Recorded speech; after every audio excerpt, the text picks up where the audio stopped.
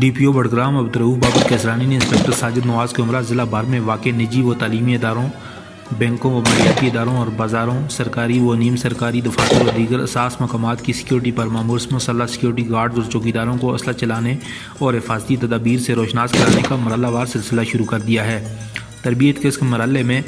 Degree college Budgam के firing range में school व कॉलेज बाज़ार और दीगर असास मकामात पर मुतय्यन 60 सिक्योरिटी गार्ड्स और चौकीदारों को जदीद हथियारों के ज़रिए हदफ को निशाना बनाने की खुसूसी तरबियत फराम की गई।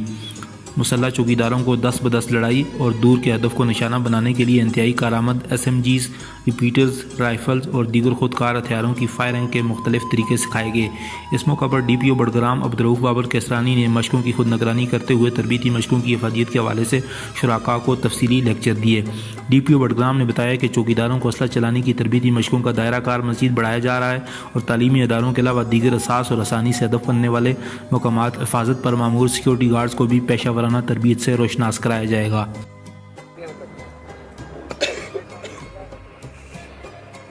जब तलाशी लेते हैं ना, सबसे पहले तो उसको बाजू अपनी उड़ा कर ये बुलवानी है, क्योंकि आजकल जो ये साइड है ना वो मुट्ठी में होता है। सबसे पहले ऐसे करो, मुट्ठी बुलवानी है और बाजू जुदा दो, या इसमें उन्होंने छुपाया होता है, लगाया होता है, या फिर मुट्ठी में लगाया होता है, मुट्ठी आपको फिर अपनी बदन को इससे दूर रखना हमेशा, अपने बदन को दूर रखना और यहाँ से आपने बस फिर उसके बाद और फिर इसको बोलो हो जाए, फिर हो जाए और फिर इसको बोलो हो जाए, ऐसा यहाँ से स्टार्ट करके